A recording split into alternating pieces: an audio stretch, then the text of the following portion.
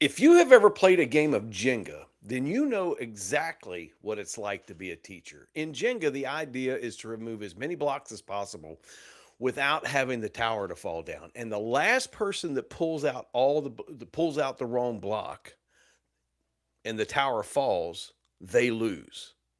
In this video, we're going to talk about how the essential blocks of education have been removed. And even though we have an education system, the fact of the matter is that it's wobbling and it's only going to get worse and it will eventually collapse. For several decades, the so-called reformers and the policymakers, they've been pulling out the foundational blocks to see just how much the tower will bend without breaking. And we're going to talk about all five of those blocks that have been pulled out. Now, here's the good news. It's not the teacher's fault.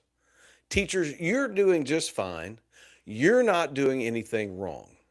But the bad news is this, is that the teacher is the one who's standing inside the tower while it wobbles. And it's going to be the teacher that's inside the tower when it eventually falls. And it will fall.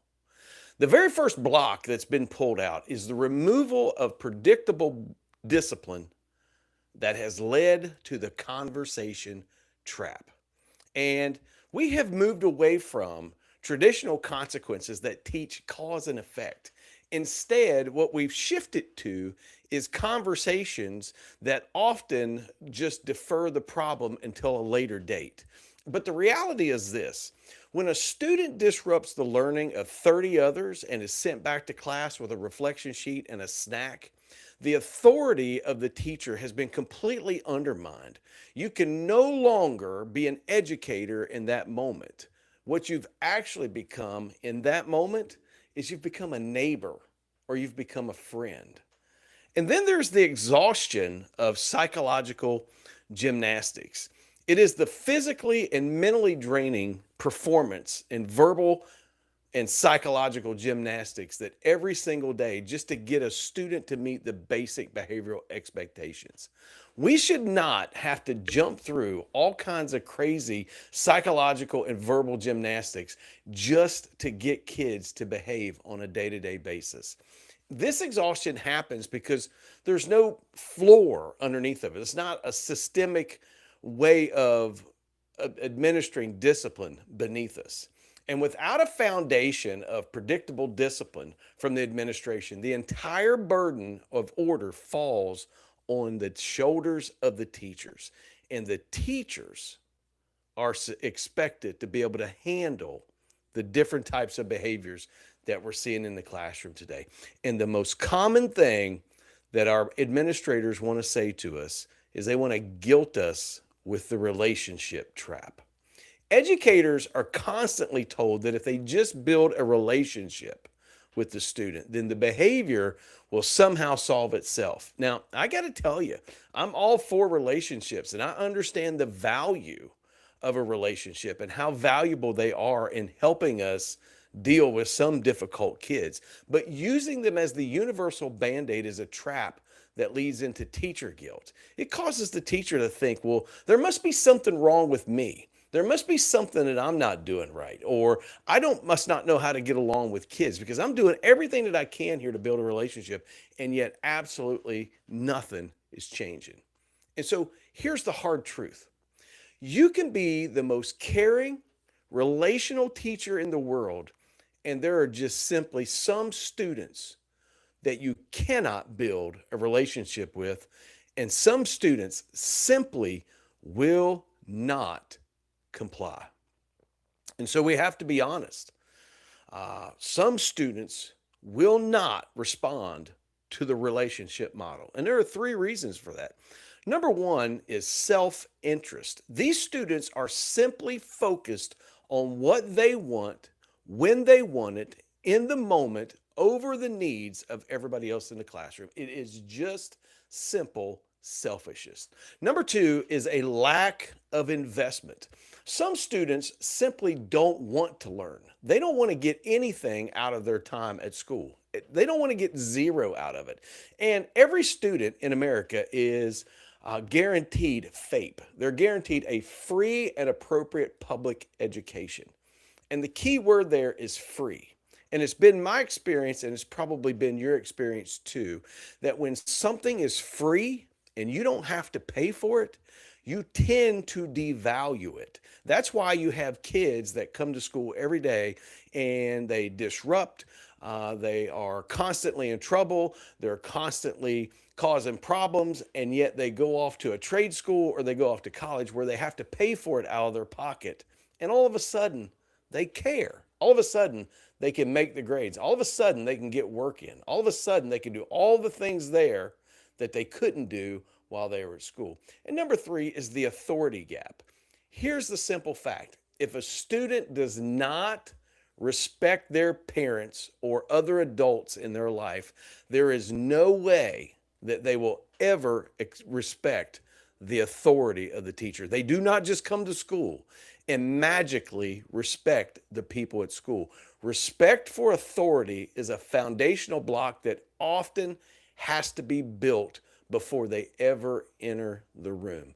And the truth of the matter is, it is lacking. There's not many kids today that respect authority, at least not in the way that you and I were taught to respect authority.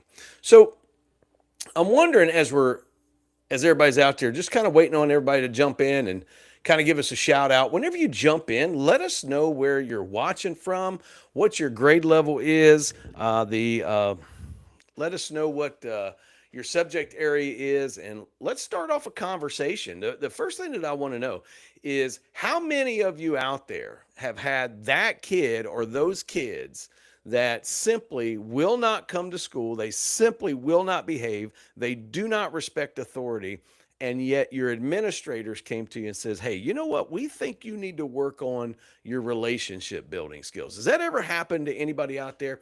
I bet it has. And so I'm just going to hang out right here and until the conversation gets started. But there's a few things I wanted to talk to you about. Number one, got all kinds of free stuff for you. It's right down there in the description box, or you can get it right there at the QR code. There's our Reclaim Your Limits guide. There is our 5-minute reset.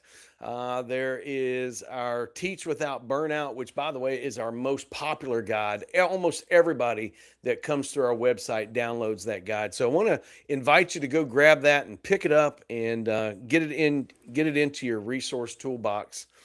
But I also want to invite you.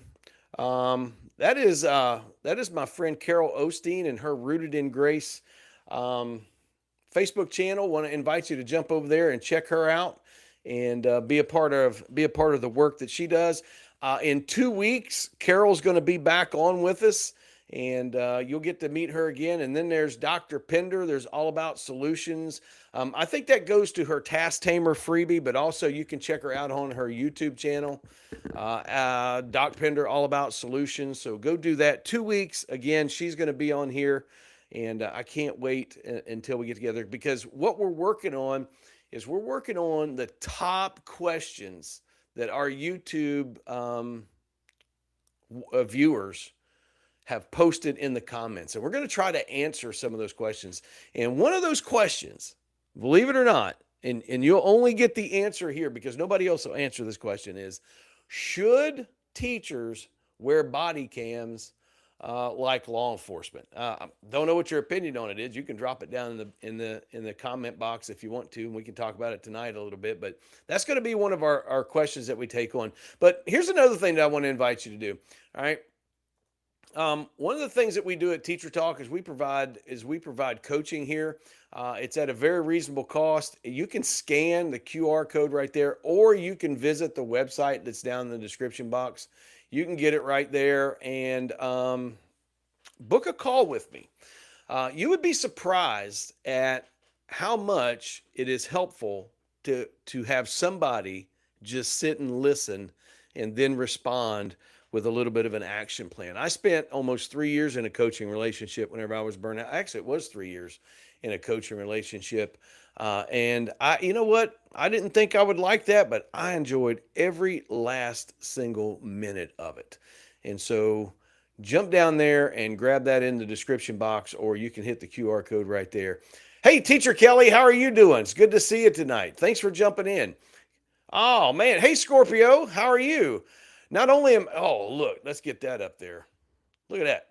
Not only am I asked to build a relationship with those students, but I'm told that I'm lacking in childhood development, even though I've been teaching for a long time.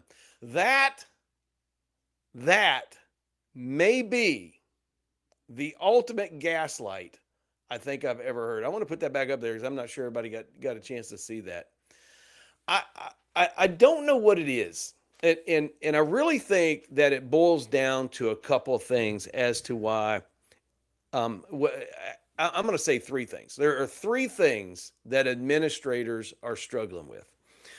Number one, a lot of administrators don't know what to do when behaviors get out of whack and classrooms are all messed up and this, that, and the other. They simply don't know what to do. They don't know how to intervene, right? Some people would point out that that's exactly why they're administrators, is because they weren't very good in the classroom. Now, I do not hold to that opinion, but that is the opinion of a lot of people. The second thing is that they don't want to do anything. They don't want to get involved. They would rather go off and do whatever it is that they got to do. A lot of that boils down to, I think, because there's a lot of mandates placed on them from the district and from things that they got to do, state mandates and this and that and there. There's a lot of deadlines they have to meet. And so it's just inconvenient for them to take care of the issue. But I think a third option is this, is that they do know what to do. They do know what to do. They just don't want to do it. I can tell you that there are multiple ways to solve a behavior problems in the classroom.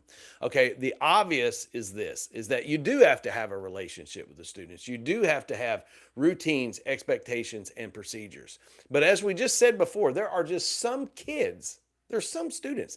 It doesn't matter how structured it is. It doesn't matter how relational you are. It doesn't matter what steps you take. They simply will not change. And so here are some things that if I was an administrator and I had the ability to just wave my magic wand, the very first thing that I would do is I would look at classroom groupings and how those relations, how the interrelationship between students affect the overall group dynamics.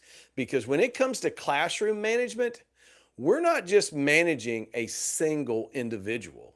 We're managing a group dynamic, and group dynamics are not the same as individual dynamics. I learned classroom management because I got my start. Sorry about that, but I got my start in education as a substitute bus driver many, many, many years ago. And I learned classroom management at 55 miles an hour going down the road. And the very first thing that I learned is that of all the kids on the bus, if you have 50 kids on the bus, like 1.5 of those kids is really the problem. And if you can control or eliminate the problem kid, the leader, if you can do that, you will control the entire bus. That same principle applies to the classroom. Now, there are some kids that cannot be controlled whenever they're in the classroom because they have too big of an audience. And so they have to be removed. And if another classroom is available, that's exactly where they should go. Change the dynamic. Okay. Now I can hear somebody saying, well, you'll just mess up another room. Maybe that may be true, but it may not be true. Okay. The other thing that administrators can do is they can work through a process of removal. Okay, FAPE, free and appropriate public education. Is education a right? It absolutely is a right in America, but that right can be taken away. It's a process. I have been involved in the expulsion process of probably, in the last 7 years, probably close to 100 students. All right, it is a process. It is one that you can work through. It is one that is difficult and it can be arduous at times. But when you have somebody that's disrupting a class or classes or a campus as much as what some of the students in schools are disrupting today, they simply cannot be on campus. All right. And that's on districts, right? To have the courage to let administrators know that you can expel these students. We will support you in that. Or better yet, it's on them to find the funds for alternative education where the students can be sequestered so that they're not around other students and destroying the learning environment. The learning environment, we're taught from the very beginning, has to be protected amongst above all other things. That is absolutely true. And one of the ways that you protect the learning environment is by removing the troublemaker, by removing the one that simply refuses to respect authority, to respect structure, and to respect the learning environment. Maybe I'm wrong. You can chime in down there in the box and you can tell me, hey, John, appreciate you jumping in. It's good to see you. My good friend John's in here. He's from Indiana. He points out that it's the 80-20 rule. All right, that's the Pareto principle. And what the Pareto principle says is this, is that 20% of your people will do 80% of your production. No matter where you're at, what your job is, no matter what, that Pareto principle shows up. And the point here is that 20% of students in school will cause 80% or more of all of the problems, either in the classroom or on the campus. No matter how you cut it down, no matter what school you go to, if you got a school with 1,000 kids in it, you've got 200 kids disrupting the environment. Hey, Miss Martin, thank you so much for the super chat right there. Appreciate you. Miss Martin is a good friend and she supports Teacher Talk. And maybe that's one thing I should point out is, back in January, and it's all because of you guys and all because of the fact that you listen to Teacher Talk, we were able to monetize the channel. I mean, I think we're pushing up on 1,600 subscribers now. That again, that's all because of you, because you guys share it out. You listen to me get on here and bloviate, and it's really been successful, and I appreciate that. Oh, also, thank you for going to the download. I saw that right there. Appreciate that. Thank you for doing that. Hey, Hike with Mike, thanks for jumping in. Appreciate you. Good to see you. Thank you. There's another download. Well, that's not a download. We just had a download. Thank you for downloading it. But one of the things I wanted to point out is that we are a free resource, or at least most of our resources are free. Not all of them. Our coaching isn't free. We're creating coaching products right now.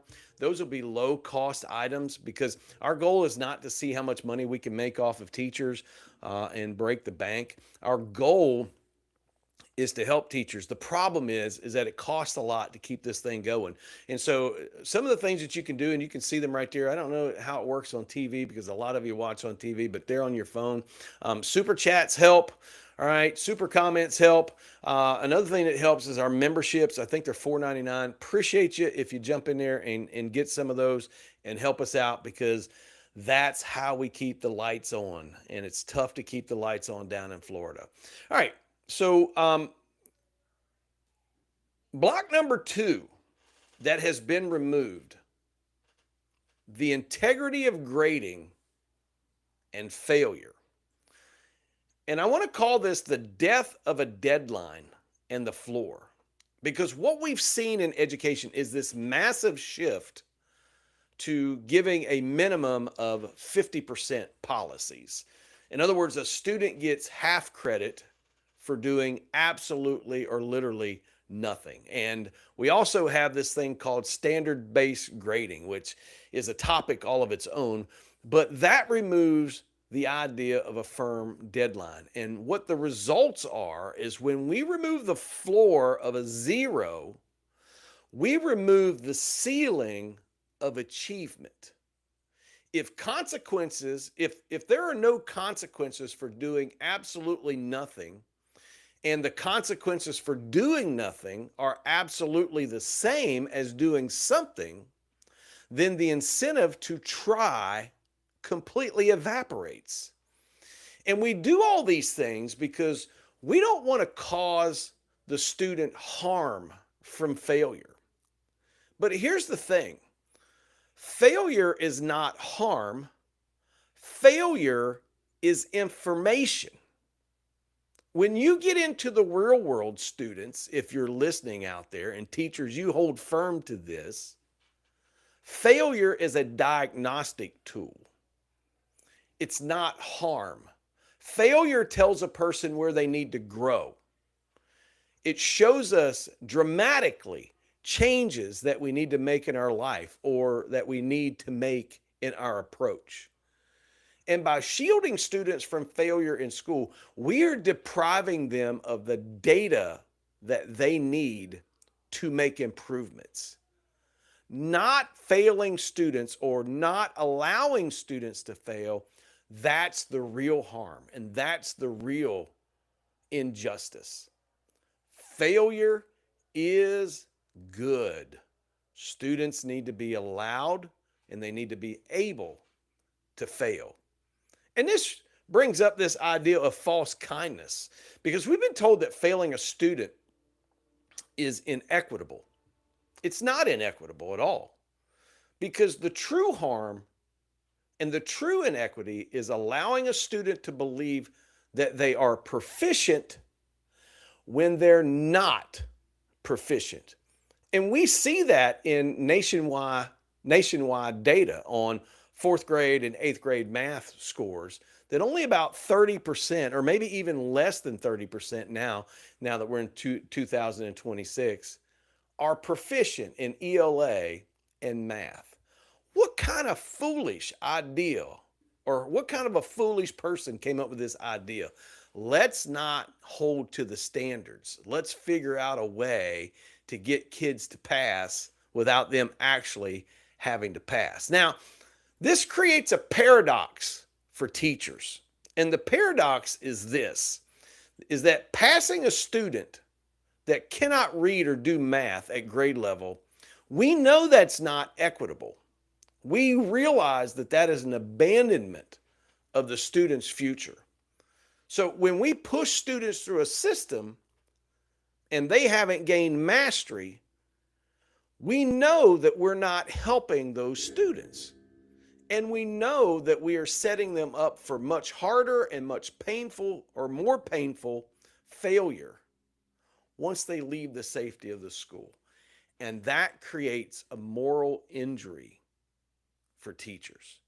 And it's the moral injury of the grade book. There's a specific kind of moral injury that happens when you're forced to hit submit on a grade book that's full of passing grades for a student that hasn't mastered the content, that hasn't mastered a single thing. And there are a lot of students who are just simply passed. I think it was some time ago I read about the student there that was in one of the inner city schools. He ended up as a senior being told that he couldn't graduate because it was some ridiculous number. He had not even passed, I don't think, a single class, or if he did pass a class, it was only one or two classes. Matter of fact, I don't think he was even going to school. And the family was outraged, and to some degree, rightfully so, because they waited until he was 18 years old to tell him. They just kept promoting him. And then somebody finally told him. And then there's the burnout connection. You see, because grades is not just paperwork. It's not just stress.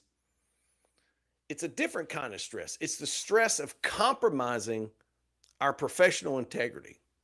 Clicking the pass button on a lie is the primary source of teacher burnout because it devalues every single thing that we do in the classroom. It devalues every single thing that we stand for as professional educators.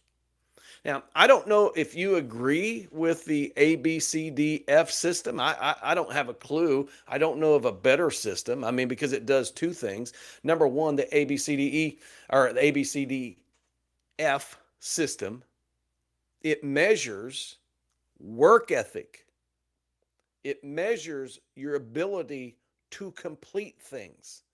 It also measures, as long as the tests and the assignments are aligned appropriately, it measures your academic progress. And I don't know about you, but I think all three of those are important. It is important that students learn work ethic. It is important that students be able to meet deadlines and to be able to complete projects. And it's important to show growth academically and in all those areas. So let me ask you a question. How many of you out there have the 50 minimum grade policy out there? And while you're catching up, because I think this thing is time delayed, I'm going to catch a few comments right there. Hey, hi, Mike. Good to see you. What do we got right here? All right, I'll be going to school in the morning on President's Day to grade papers and lesson plans. If you don't mind, could I encourage you not to do that? I mean, I know you got to do what you got to do, and I appreciate that. But if I could just encourage you to do one thing, it would be not to go do that, if possible. And here's the reason why. Because I don't know where you're at, and I don't know where you're at in your teaching career or anything like that. But I promise you that no matter how much work you do there on Monday, when you show up on Tuesday, there's still going to be work to do.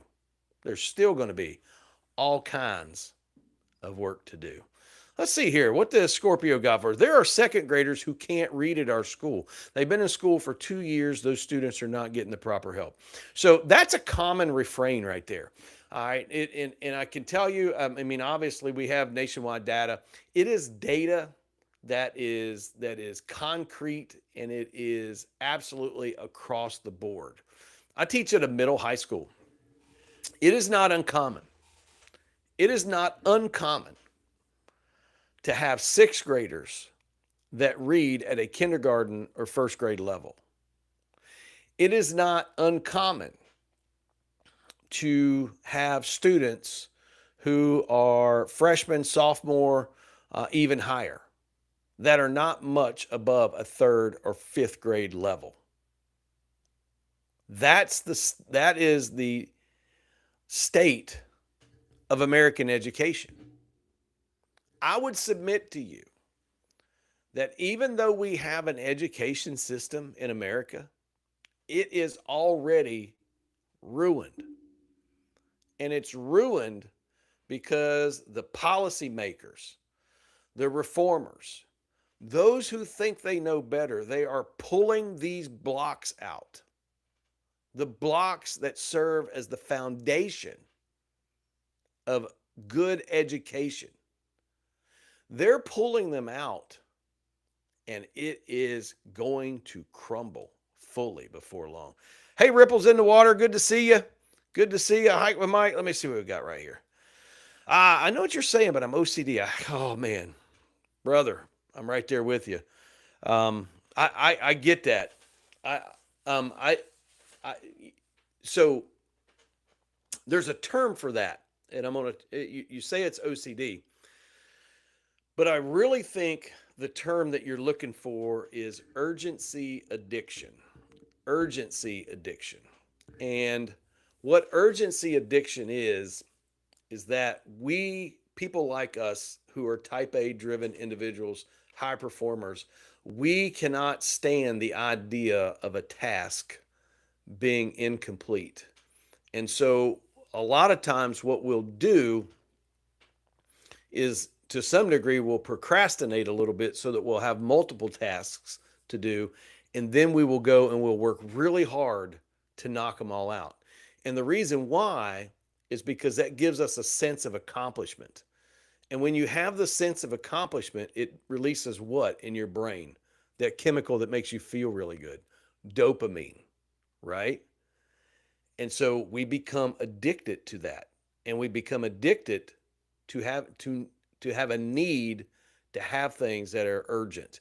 So one of the places that you can learn more about that, and I don't have the resource, but I'm going to look it up right quick, is Stephen Covey's book. Let me see if I can come up with the name of that. I cannot remember the name of that. He has a complete outline of that. Let's see if I can find that. I think it might be the 7 habits of highly effective people. All right. So I said all that, height with Mike, not because I think you're ineffective. I said that because we are type A driven, highly effective people. And we love to have urgency. So I think our question was, anybody out there, and I know that we got a lot of people watching, and I appreciate it. Um, Let us know. Do you have the 50 minimum policy at the grading policy where you can only give a 50 to a student? Do you have that policy at your school? And while you're looking for that, I just want to remind you of a couple of things. First of all, we got all kinds of free resources down there in the description box, and we have the QR code up there on the screen. I'm going to leave that up there for just a minute for you to check those out. And I'm going to try to get caught up because I'm about to run out of breath. So I want to urge you to go get those. One of the other products that we have, it's not a free product, but it is a coaching call. You can book a discovery call, and I have a proprietary process that I created, and I didn't create it on purpose. I created it on accident because I was burned out myself. It's the 5 R's of teacher burnout, how to recover from teacher burnout. And want to invite you to go ahead and scan the QR, or again, you can go to the description box. You can get to the website. You can pick it up right there. It's a discovery call with me, 30 minutes. Sometimes they run into an hour, depending. It doesn't matter. It's not about money. It's about keeping the lights on, and it's about helping teachers, because I was in the shoes of many of you about 4 years ago. I got to tell you, it took me nearly 3 years to recover. I was in a coaching relationship for 3 years. Never would have thought that I needed something like that. But there was just something about talking to somebody that was not, like a friend or in an inner circle. They lived far away. They lived across the United States. We met by Zoom or Zoom or Google or whatever, and just had the ability to say things to them that I simply could not say to the people that were around me, because you know how people are. Number one, they'll judge you really good. And number two, they'll go tell your tea. And that's the last thing I need, is somebody to go tell my tea, at least some of it. So I want to encourage you to do that. The ways that you can support us, memberships, they're down there. I think you can get those right on your screen. We appreciate those. Super chats. We appreciate those. I think they're called super comments or other super whatever they are. That's how we're able to continue to do the stuff that we do, and to continue to pump out the free resources that we pump out, that we run our free community off of, all of those other things. So we appreciate your support in those things. So let's see what we got in the description box. Oh, here we go. Look here, ripples in the water. Let's see. My father had OCD as well as my daughter does. Now, neither one had urgency issues. I like the urgency title better. I think I like that title too. It actually answers, like, and I'm not trying to, I don't know if they have crossover or anything like that. But that is a thought. Let's see. Mike says, thankfully my school is old school. No. Good. I'm glad. I will tell you, our school, you either get a 50 or a 59. Okay. And the way that works at our school, it's the policy. I'm not here to debate our policy. I've already said what I have to say about the policy, or about the ideal. But at our school, you either get a 50. All right. And the way that you get a 50 is by scoring less than a 50. So they'll up your grade to a 50. And the way that you get a 59 is if you have too many absences. So, there it is. So you could literally, in a year-long course, fail the first semester, do a little bit of good work in the second semester, and pass. So 50% of the work you wouldn't have to do, as long as you did a little bit better in the second semester. And that's what we're teaching kids. Whether we want to agree with that or not, the policies that are being implemented are teaching our kids, and we're seeing a direct result of those policies in the workforce when they can't understand why they're being fired because they only showed up 50% of the time, or because they couldn't get to work on time, or because they couldn't complete a task, or because they couldn't show mastery over a process. That's what's happening today in the workforce. Let's see here. The only grading policy we have is rated to SPED students. We can't fail them. So that is the law.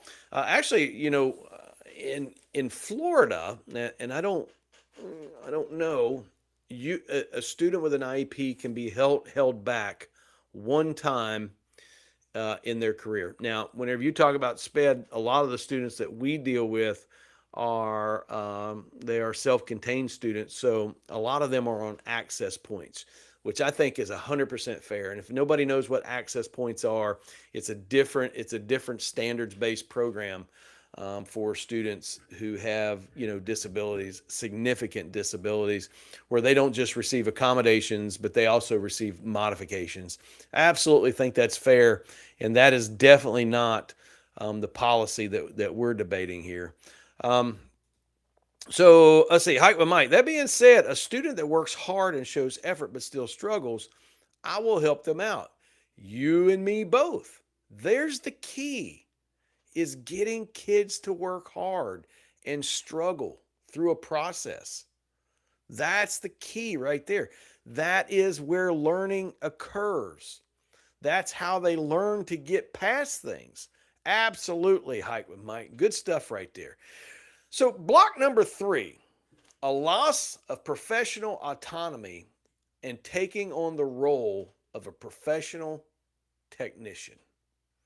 We have taken a shift from professional to technician. And we've moved away from trusting teachers as highly trained experts, and we've transitioned to treating them as if they're entry level technicians. And what I mean by that is we're seeing a rise of scripted, canned curriculums and these rigid pacing guides that intends to do the teacher's primary job, is to keep them. It's more than just trying to keep them on track, and you're no longer trying to teach, but you're trying to follow instructions. And what has happened is that the science of compliance has taken over the art of teaching, and we've replaced the art of teaching by saying, on such and such day, you got to be on page 42, and on Tuesdays, this is what you got to do. And in those curriculums now, this is what you have to read today. And you can see by that process, absolutely, there is no student that's going to learn math at the same pace as the curriculum or as the same pace of the pacing model. And students don't learn math or history or ELA or anything else on the same schedule. They're all different learners, and it takes different things to get them from point A to point B. But what's happening is you're being treated, or teachers are being treated like a delivery driver, as if we're delivering a product. When compliance is valued over comprehension, the human element of teaching dies, and you're essentially being asked to deliver the mail to a house that's on fire. Now, what sense does that make? We have a student identity crisis. It is a product versus customer. And in this technician model, the student's role is stripped of all of its dignity because students become products. They're being treated like they're widgets on an assembly line to be moved through the system at a predetermined speed. Students become like customers, or worse, they're treated like customers in a retail environment where the customer is always right, even when they haven't done the work to prove that they're actually right.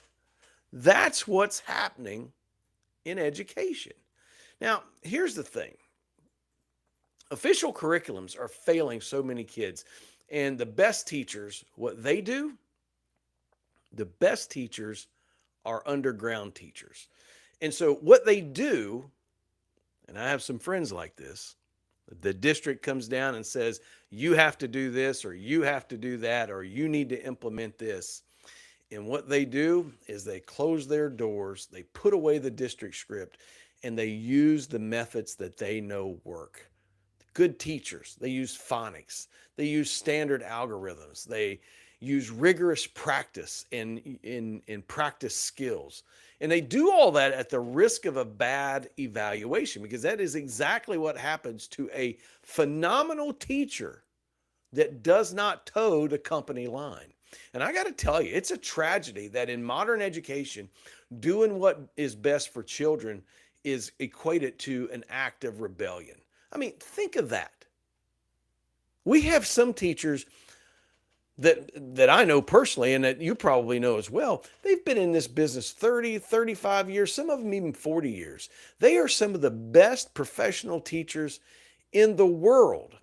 And they are being dictated to by a curriculum company that stands to make a pile of money off of students that fail their high stakes tests, because Pearson not only creates the curriculum under multiple names, but Pearson also controls the standardized tests. How is it possible that one company can have that much control over education, and they say, you follow our script, your kids will do well? And so my question for Pearson, if they were ever listening, is how's that working out for America right now? How's that working out for the students in our schools? How's that working out for teachers who are good teachers that know full well that the stuff that we're being asked to implement does not work? How's that working out? So let me ask you a question. What do you think about that? Are teachers being asked to act as a technician, like you're managing a machine or serving a product, versus a professional? Has anybody experienced those issues that we just talked about right there as it relates to having to follow these scripted curriculums? If so, tell us what you're talking about. Tell us what you're talking about, or tell us about how it's happened at your school. And I got a pile of comments to try to get through. My mouse is like not working. So, hey, ripples in the water. Well, I think this question was back. Not here. We can't retain speds. Oh, holy cow! You can't retain them at all. Gotcha. That's a little bit different. And you're right. 59 is absolutely a low bar. Um, so, okay. Now, I did mention pacing guides, and I did mention curriculum, right? And I did make them out to be the enemy. And I want to say for the record that curriculum maps, pacing guides, and curriculum are not necessarily fully the problem. It's the way that we are told to implement those things.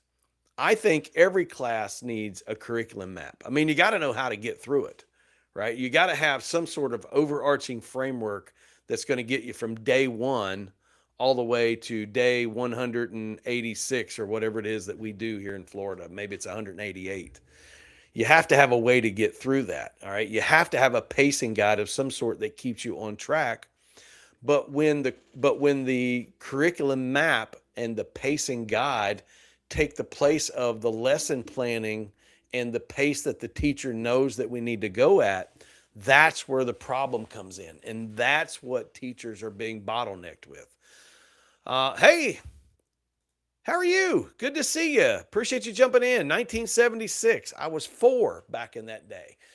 So it's good to meet you. Thanks for dropping. Have you been here before? I can't hardly see it. Sarah Ann, is this your first time in? If so, let us know what you teach. Tell us where you're coming from.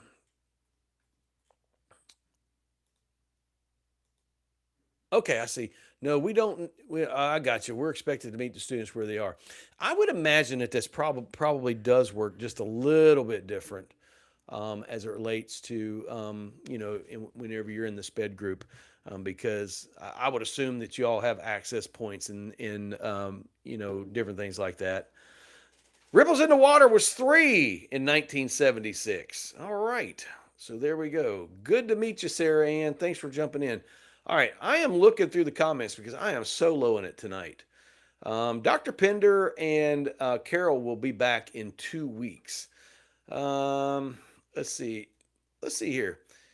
Is hiring young teachers who don't have any training? Well, that is happening. Okay, that's happening in Florida too, by the way. And I don't want to say necessarily young teachers that don't have training, but just people who aren't educators. They've got all kinds of programs now where people who, even if you don't have a 4-year degree, you can become you can be on a temporary certificate as a teacher for 4 or 5 years in Florida. I mean, how ridiculous is that? Okay, so what else are they supposed to give them? They give them a pacing guide, they give them a curriculum map, and they give them curriculum and say you do this on this day, you do this on that day, and you do that on that day. Well, what happens if you're in day 35 and you're supposed to be on page 54, but 75% of the kids haven't learned what's on page 6? Okay? Teaching requires assessment. It requires modification. And Height with Mike is exactly right. When you have teachers that don't know how to make those assessments or how to make those adjustments, this is exactly what you get. Hey, there's the cluster coach. Good to see you. Hey, by the way, every time he jumps in here, every time they jump in, I got to say something. Okay, whenever my channel got monetized and I was able to have members, I didn't even know how to set up a membership, right? And I was like messing around with the stupid thing, and somehow I set one up. And like 10 minutes later, the cluster coach was a member of Teacher Talk. Unbelievable. Unbelievable. First member ever. Thank you so much, Scorpio. And again, I'm trying to work through these comments because there are so many here tonight and I can't keep up with them. I'm so low. Let's see. Teaching is a stressful job for sure. I keep on my classroom wall the kind comments from my students over the many years. So, I absolutely do too. But one of the things that I keep, I've got pictures and this and that and the other, but it just actually came up on my Facebook today. And I don't know if anybody can see this, but this was years ago. I was like in my second year of teaching, and a student was sitting in class. They should have been doing something else, but that is what they did. They drew. Can anybody see that? Can you see that? They drew that picture of me. Does that look like me? Does it? That's what they did. I live for that kind of stuff, man. Kids are great. I love kids. And I feel like we're doing them a disservice sometimes with some of the things that we got going on. Let's see right here. Glendon Edge, thank you for jumping in. I think you're brand new. Yes, we have virtual textbook, online learning, and world languages, which we have to follow, which doesn't accomplish the speaking, listening, writing, and reading skills they are promised. There it is, ladies and gentlemen. Okay, I am not the only one that has noticed this. This is, and that is completely ridiculous, because at the end of the day, I want to put it right back up there. All right, world languages, which we have to follow. All right, look right here. It doesn't accomplish the speaking, listening, and writing. All of those skills, right? Speaking, listening, writing, and reading skills. Not only do they cut across every single class that a student goes to, but will they not need those skills in the real world? Will they not need those when they leave school? They absolutely 100% will. They absolutely 100% will need that. Hey, Sarah Ann, New York. Holy cow, is it still cold up there? It finally warmed up in Florida. It's been like almost 80 for the last 3 days down here, so I'm like super happy. We had a big storm come through today. It was all kinds of tornadoes and this and that and other. Fortunately, we didn't get one. Here's a good one right here. All right, Christine. I think it's Christina. Hey, Christine. Hey, is this your first time here? That's tragic. My goal is to try the hardest, but even if I do get a 50 below, I'll redo it. But if it's a 65, which is an F in Tennessee, I'm like, at least the teacher knows I tried. We have a student from Tennessee. That's what I'm talking about. Hey, all hope is not dead. Look here. Christina is working hard. 65 as an F is very rare in America. Most places it's 60 or below. So good on Tennessee. All right. Trying to get kids to work a little bit. And good on you, Christine, for jumping in here and letting us know what's going on. And I hope your teacher's watching. Tell them to watch next Sunday, 7 p.m. Eastern time, so I can give them a shout out. All right. So here we go. That's the most important thing about being a teacher is treat every student as a valuable and wonderful human being and helping them. That is absolutely correct. 100%. Could not agree with that more. And I just think that whenever we are passing our students along, not ensuring mastery and giving them the easy way out, that's exactly what we're not doing. I feel like we are not helping you, that we are not helping students. Here's our student again. She's got a comment. I want to get that up there. I heard you, Sarah Ann 79, but I have so many delays in school due to my autism in 2013 graduation year. I would still be third grade. So there is another student right there, Christina, has overcome tremendous challenges and is working hard. That's what I'm talking about. Those are the kind of students we love. Right here, let's get to them. Ripples in the water. So this program isn't effective at all, and I'm so sorry you're required to use it. Thank you. All right, here we go. Up in Chicago, really living, checking in. Good to see you. Appreciate you dropping in.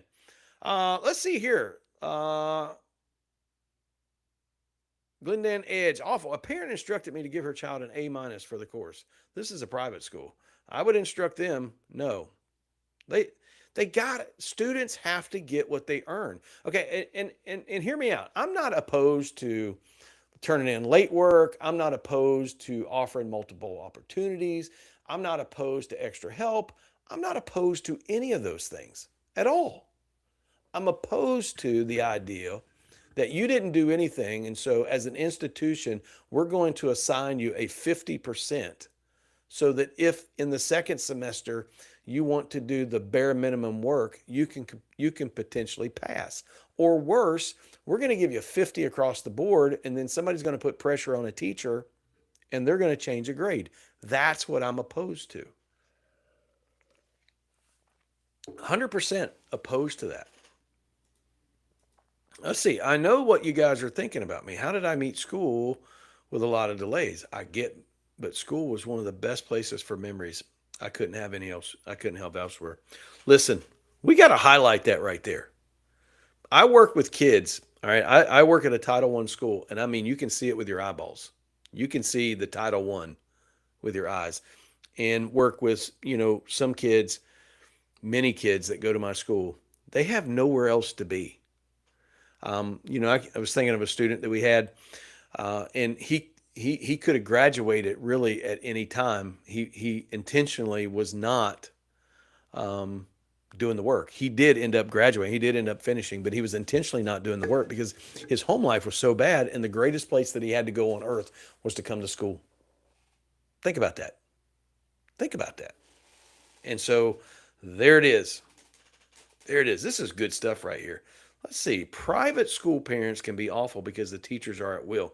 So ripples in the water. You made a good point right there. Now in Florida, we're at will too, but the contract really is pretty strong even in Florida, even though we're at will. But at a private school, you are really at will. And if you get told to do something and you refuse to do it, you could absolutely go out the door. All right, the cluster coach right there. All right, we got two Chicago fans in here, and I'm thinking that is great right there. I'm enjoying this tonight. Just a couple things before we move on. Number one, all kinds of free stuff right there. You can get it right at the QR code or down in the description box. Go get it. We've already had downloads in here tonight. Free stuff. Almost all of it's free. There's coming some more paid items because I got to be honest with you. I'm spending a fortune trying to reach. We're trying to reach 1 million people this year. All right. A few ways that you can support us is number one, if you have the need, if you struggle as a teacher and you just want somebody to spill your tea to and receive some good quality coaching, you can get it right there at the QR code or down in the description box. 30-minute call. Sometimes they stretch into 45 minutes to an hour, depending upon your need, because we want to be here for you. It's reasonably priced. Jump down there and grab one. Get your appointment today because they are filling up. And I mean, like every time I turn around. So that's what we got going on. And the other thing that we have is, of course, our channel memberships. You can grab those right there at YouTube. Super chats, we appreciate those. That's how we support the work that we do here at Teacher Talk. It's the only means of support that we have. Okay, so if you feel led to do that, go ahead and do that. If not, continue to enjoy and take advantage of all of the resources here at Teacher Talk. Block number 4 that's been removed is the removal of pencil and paper in favor of screens and dopamine. Every single day when we walk into the classroom, we are competing with TikTok. We're competing with Snapchat. We're competing with an algorithm that gives a hit of dopamine every 15 seconds.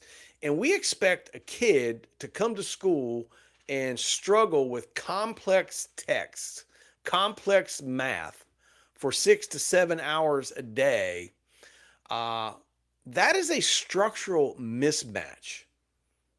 The brain of the 2026 teenager is not capable of retaining attention as long as what is necessary in the classroom. And what makes that even worse is as schools, we then give them a Chromebook and we put it in front of them and we just exacerbate the problem. And I'm not saying that we shouldn't use technology. I absolutely think that we should use technology.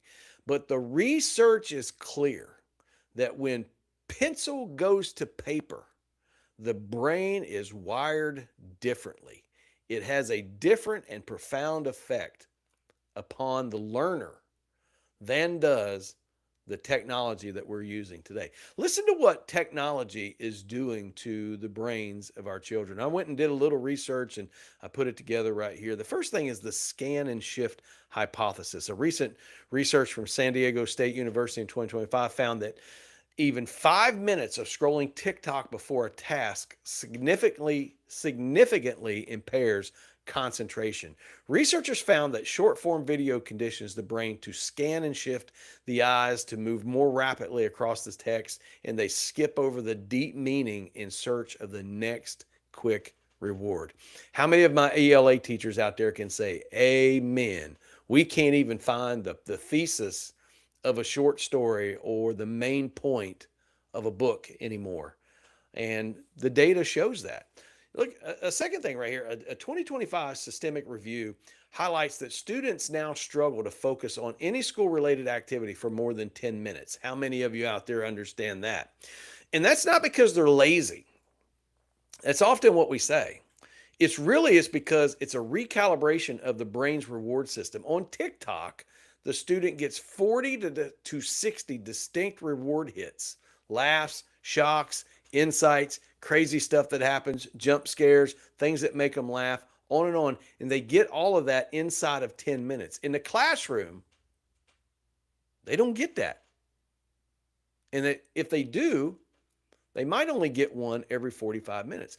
And then there's the adolescent brain cognitive development study that indicates that children with more than 7 hours of screen time daily, which is half of all teens' waking hours, showed a premature thinning of the cortex, the part of the brain responsible for processing information and critical thinking. And then we give them a Chromebook. We have to be proactive as teachers. Yes, we need to use technology. Yes, we need to take advantage of all those things. But we have to break that cycle while we're at school. In Florida, it is the law that schools have the right to not only create policy that does not allow students to use their cell phone during school hours, but we also have the authority to confiscate those phones, assign discipline, and require the parents to come pick those phones up. And guess what I do a lot of at my school as the dean of students? We take a lot of phones. You know why? Because it is necessary. It's not just a distraction because everybody's on their phone and they're not listening to the teacher. It is a distraction to be on that phone at any moment during the day because, as the research indicates, even just a few minutes of short form video distracts the brain long term. So when the kid runs out and they go over to the restroom and they go in there for 6 or 7 minutes and they're on their phone, they come back to class and guess what they can't do? They cannot concentrate. They cannot think. That is what's happening. We have traded pen and paper for quick dopamine hits. And that's got to change. And it's destroying education. So let me ask you a question. Have you ever noticed that in your classrooms? Have you ever noticed that the 10-minute wall in your class, the kind of wall that you see when kids start to just like they just can't anymore. They can't stay put. They can't focus anymore. They gotta do something. They gotta get on something. Has anybody seen that in their classroom? That 10 minutes is about all that you can get as it relates to concentration in your classroom. And you know what? I know that we're trying to combat that with making these lesson plans that are interactive and they're engaging and you move. We have like these rules. Well, I don't know if they're rules, but these ideas that you should lecture for 10 minutes and you should have 10 minutes of group work or 10 minutes of individual work, and you try to plan out your class that way. Well, where did that idea come from? Well, it came from right here, right? So instead of addressing the problem, right, like we should, we're trying to work within the problem. And we wonder why we're not getting anywhere. All right, let's jump into comments over here. My goodness gracious, this thing is fired up tonight. I'm gonna have to get a moderator to keep up. All right, because I don't want to miss any comments, because here's the thing. I appreciate the teacher talk community. I appreciate you guys giving up. Well, it's been over an hour. We usually try to go about an hour, but you guys give up an hour to come in here and sit with me and listen to me and comment and talk back and forth with me, and I appreciate that. So if I miss your comments, please accept my apology in advance. I'm not trying to miss them. I just can't get to all of them. So let's try to pick up right here. Well, I already got that one. So I tried to get a comment and then I got off track.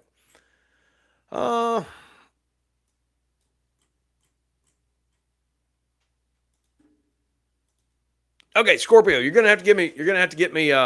Why can't they look at all these studies that say it's detrimental to their learning? So I would suggest to you that they do see those studies. And I would also suggest that you're 100% right. All right. Education is a cash cow. All right. Anytime that you have government grants and government money involved, it's a cash cow. And they simply don't want, all right, the developers of these curriculums and tests and heaven help me, you guys can do to me whatever you want. But all this research-based and evidence-based garbage that we see, and a lot of it is garbage, not all of it. All right, these come out of our EDU programs from professors and from other people who stand to make a lot of money by saying that these things work. All right, the one research-based and evidence-based practice or person that I would sit up and listen to if they were near is Harry Wong, because I think Harry Wong ain't wrong. All right. His classroom management and the stuff that he talks about is top-notch stuff. Beyond that, I couldn't give two flips. And the reason why is because, again, a lot of it is number one, they're trying to solve a problem that doesn't exist. And number two, they look at problems that do exist and then they overlook them, right? And create them and cause them to be even worse. So there you go, Scorpio. I hope that helps. Look here. California, oh, look at there, ripples in the water. California just caught up with Florida. Absolutely. Isn't it ridiculous that we have to have a law that says students can't use their cell phones at school? That's ridiculous. You would think that a teacher or a principal or a district would be able to say, you know what? You guys aren't going to use your cell phones at school. Period. You would think that would be the end of it, but it's not. All right, because there's no respect for authority. And even though it's the law, and it's been in our school for the last almost 4 years, 5 years, even though it's the law in Florida, and even though it's been the policy at our school for the last 4 or 5 years, we still run into this very thing right here. You will not take my kid's phone. That is my property. I pay for it. You will not touch it. We run into that all the time. And I say, okay, but I'm going to assign the proper discipline for failure to turn over a phone. Fair enough? That's what we do. That is exactly what we do at our school. How is it that we have to have a law that says you can't use your phone during school hours? That's ridiculous. And that tells you how bad the crisis of cell phones and the desperate need for hits of dopamine is in our students. And I think my mouse completely died. I absolutely think. Oh, there we go. It's going to work again. Try to get caught up. Ripples in the water. Everything finally got straightened out up there with cell phones. Let's see what we can find.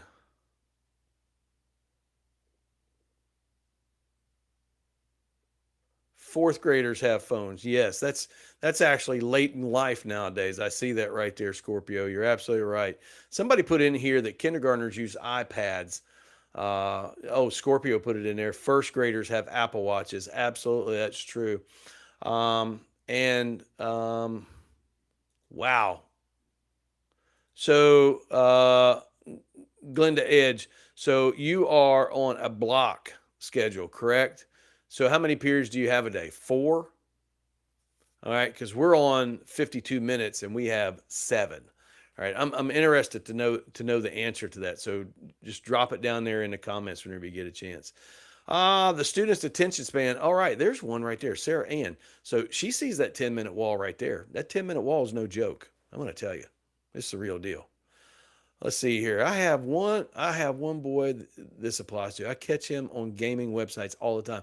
Listen, we have this thing called Go Guardian at school, right? So every class can set up this Go Guardian, and they can see the screen of every Chromebook in their class. And you know what? If a teacher sat at their computer, all they would do all day is click kids off of tabs. That's how much it is. So, it is ridiculous. Yep. The attention span is so short. Got that. Yep. It's absolutely ridiculous. 100%. California passed this law about phones. Oh, I'm so off. There's so many comments. Please forgive me. I'm not going to get through them all. I'm just not going to get through them all.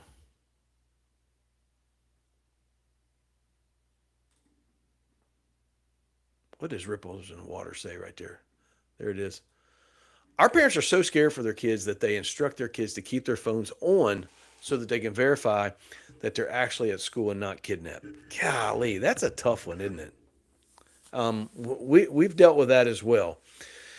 One of the things that our school does, and I don't know about your school, but if a student is not counted as present for first period, they get an automatic call to the parents saying that their kid is not in school. And sometimes that's a mistake and we have to correct it and all this other stuff.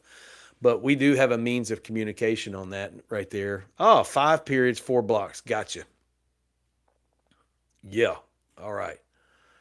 4x4. Oh, you got a 4x4. The other period's lunch. I got you. That's good stuff right there. I would actually like to have that schedule. There are schools in our area that have that block schedule and it works out really well. I'd like to have it. The 5th block that has been removed is the parent teacher partnership. And it's been turned into the partner versus the adversary relationship because of the defensive parent. In previous years, there was a shared reality between the home and the school. If a teacher called home, the parent's first instinct, in particular whenever I was a kid in the 70s and 80s, is, what did my kid do? And I'm going to help you solve this problem. Today, when you call home, a lot of times the initial response is, what did you do to my kid? Or what did you say that caused my kid to smart off or to be disrespectful? Or what did somebody else do that caused my kid to act out of line? It's an immediate defense. And we have shifted from what did my child do to what did you do to my child?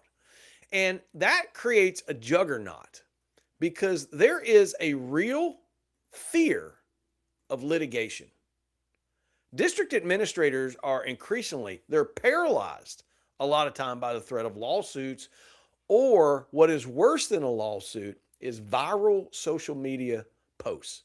We have these things down here, and I don't know if you guys have them wherever you are, but we have these things on Facebook called like word of mouth, right? I live in a place called Alachua County, Florida, and there's an Alachua County word of mouth, right? And it's where people go on there and they just share a bunch of garbage. They say things that aren't true about people. They say things about businesses that aren't true. I think that fear is worse than the fear of litigation. But that fear of litigation and the fear of social media call out, it trickles into the classroom. And so when a parent threatens to call a lawyer, or when a parent threatens to call the board, or when a parent goes on social media over a grade or over disciplinary action, the system's default response, it's a default response to cave in rather than to support a teacher's professional judgment. Now, to be sure, there's been times where teachers were not right, or they didn't do things the way that they should have, and those things have to be taken care of. But the truth of the matter is that the vast majority of time, the teacher is not the problem. It is the student, and then these overreactive lawnmower parents. And do you guys know what I mean by lawnmower? They like to run problems over. They just like to run right over top of them. That's a lawnmower parent. And so what that causes in us is it causes the CYA tax. The CYA tax. All right? The cover your assets tax. And it causes teachers to spend hours upon hours every single week with what I would like to call defensive documentation. Every email, every minor correction, and every grade and everything you do needs to be logged with precision for fear of the repercussions of a parent that simply cannot see anything wrong with what their student does. And that CYA asset, it has a hidden tax on instruction. Because every minute you spend documenting your CYA to protect your job, that's a minute that you can't spend on a lesson plan. That's a minute that you can't spend grading. That's a minute that you can't spend helping another student. And that's another minute that you can't spend taking care of your overall health. And I still say the number one thing that you can give to your students and to your school is the most healthiest version of yourself possible. And the reason why we have those things is because we have a customer service model in education. Parents really believe that education is a service industry where the customer's always right. It's not a service industry. It is a partnership industry. And somehow we have to bring the partnership ideal back. Because as long as we're in the customer service industry, they will look at a teacher that holds their student accountable, that won't give into some of the grading practices that are being asked, that won't change a grade. They look at them as if they are a bad server rather than a professional mentor. And that is a problem. And that is why education is about to crumble. It's like a Jenga game. You just pull out one block here, one block there, and before long, somebody pulls out the last block and the whole thing collapses. And who does it collapse on? It collapses on the teacher. So if you want to know about other things that teachers struggle with that are undermining them, their health, their ability to teach, then check out these videos right here. But stay strong and keep teaching. All right, let's go back to the discussion. Golly, I'm going to try to work my way through these. There are so many. You guys are so great. Let's see here. Scorpio says, I'm not going to log their discipline anymore. It's useless. Takes all my time. The admin criticizes why I can't control my class. I can tell you, um, I understand. Now, I have to brag on my school. I work at a great school. I have great leadership. I work in a great district. Okay, it's not to say that there aren't things to complain about because there are, but my school and my district is top notch, and my school is an outlier. Um, we have real discipline at our school. We are not afraid to professionally take a stand when we have to. We have great relationships with our kids. We have our share of knuckleheads and troublemakers, and we deal with them. We deal with them inside the confines of the law, inside the confines of fairness. But my school is an outlier. If you come to our school and you disrupt for too long, it's probably not going to turn out well. Okay, that's the way it'll happen at my school. And I'm so sorry, Scorpio, that your school does not take discipline seriously, and they'll reap the benefits of not taking it seriously too. Ah, let's see right here. Would you be interested in becoming a low incidence teacher or a special education teacher? Would I? Yes. So I love. Oh, holy cow! You weren't even talking to me. My bad. Anyway, I'll answer the question. Yes, I love our ESE students. 100%. They're the greatest kids on the campus. Can they be tough to handle? Yep, they can be. Do they sometimes melt down? Yep, they sure do. But I'm gonna tell you, you can love those kids and they'll love you too. I guarantee it. Amen. I like it. Same for us. Our system is excellent at on notifying absences. Yes, we are too. Sometimes we're not so good about taking attendance, and that causes a problem. I'm lucky to have supportive parents this year. Listen, this is a big deal right here. If you have supportive parents, go ahead and just be as happy as you can possibly be. I had one parent who thought I was against her daughter for no reason. I'm going to tell you, you know what? That is a common refrain, and I'm going to tell you, in most cases, are there cases where there's a teacher that just doesn't like a kid and they're out to get them? Absolutely, you can find that anywhere. But in most cases, the teacher is for the student. They're not against the kid at all. They want to see them be successful. They want to see them move on.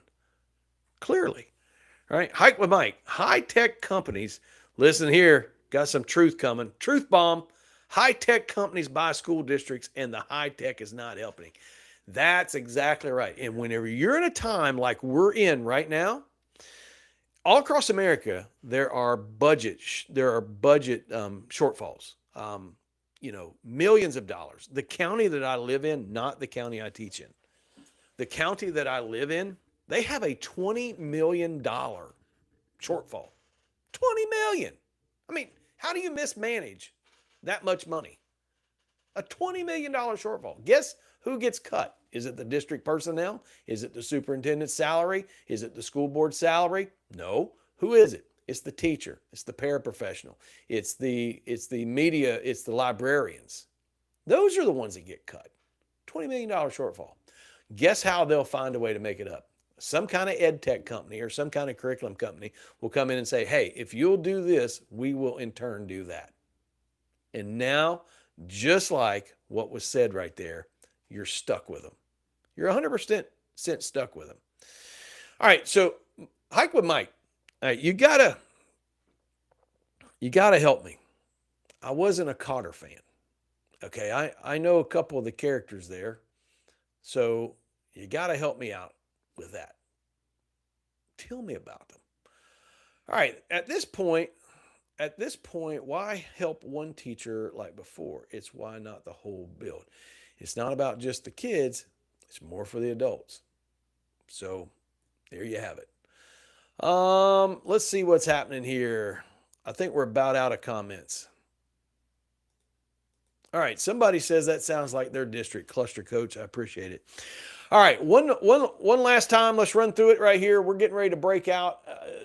We've been on here forever. All right, free resources right there in the district or in the comment box or the description box. Grab them. All right. They're there for you. All right. They're free. They're 100% free, and they're always free. All right. If you're like me, all right, and you struggle, and I struggled for a long time. I know you can't hardly see that right there. I should have done a better job. Book a call.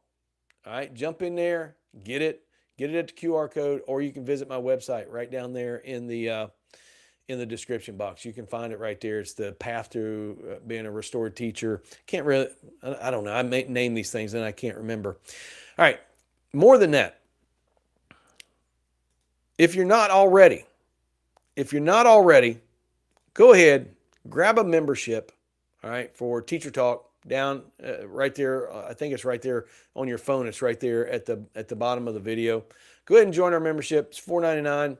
All right, and we are starting to create our members only content. So those of you that are already members, you'll be getting that. Also, we want to have our members only lives where we have Teacher Talk workshops. All right, jump in there, get it, $4.99, cheap enough. All right, and that helps us keep the lights on. But more than that, until we see you again, stay strong and keep teaching.